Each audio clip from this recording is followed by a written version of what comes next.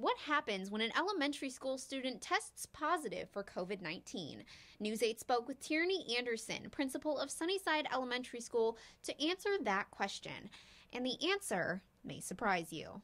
A lot of work goes into positive cases. We go into actual classrooms, we contact trace. That means we see who sits by that person, either the teacher or the student, for longer than 15 minutes. The students have assigned seating at every moment throughout the day, from the bus to the cafeteria to the classroom. That way, administrators know exactly who was in contact with the individual who tested positive. We literally go in there with yardsticks and see who is in that space closer than 6 feet, and we contact trace all of those students, and we send those home. We send those students home to quarantine. Sunnyside Elementary had a student teacher test positive just 2 weeks ago.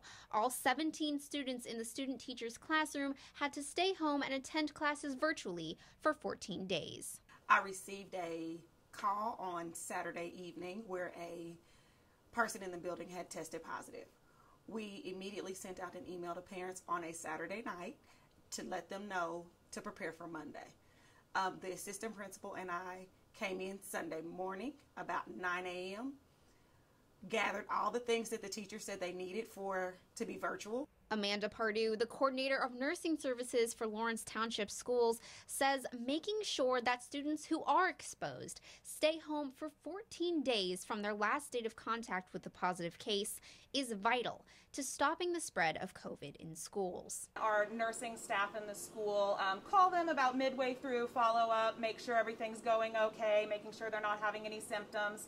And then we also call the day before that they can come back to school to make sure everyone's good, and you get a thumbs up cleared to come back to school, and they come back to school the next day.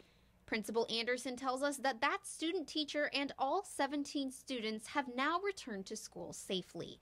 Reporting for Wish TV, I'm Noelle Friel.